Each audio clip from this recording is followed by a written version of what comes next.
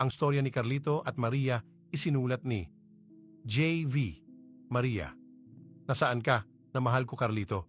Mahal, narito na ako sa tagpuan natin. Ngunit nasaan ka, kung gayo'y naririnig kita Maria? Oo nga no, hindi kita makita aking mahal. Dumaang ang mga ilang oras, dumaan si Marlito. Carlito at Maria, gusto niyo bang makita ang isa't isa? Sumagot ang dalawa ng oo Marlito. Ngunit ito'y nagkakahakaga ng 10 sentimos sa bawat isa.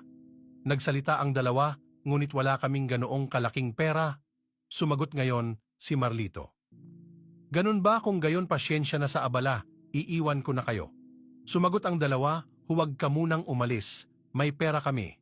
Carlito, eto Marlito, may 15 sentimos ako rito. Sumagot rin si Maria, may 5 sentimos ako rito, maaari mo na bang ibalik ang aming paningin sa isa't isa? Sinabi ni Marlito, syempre naman, ngunit kung gaano kalaki ang inyong binigay, ganoon lang ang paningin na mababalik sa inyong dalawa. Nagdalawang isip ang bawat isa, sumigaw ang dalawa, sinabi nila ng sabay. Sino ba ang pwedeng makatulong sa amin upang mabalansin namin ang amin sentimos sa bawat isa?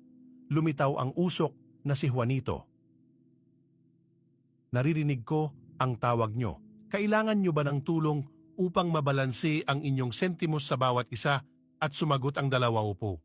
Sumagot si Juanito, ngunit may kailangan munang misyon na inyong mapagtagumpayan. Ang lagmamahal sa isa't isa ay dapat sobrang timbang at may isa dapat na lumuha upang matawag nyo ang isang genie na makakagawa na paglipatin ang sentimos.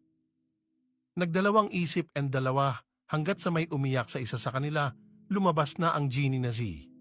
Jacob, magpalang araw sa inyo. Ano ang inyong kailangan sa akin? Bakit nyo ako tinawag?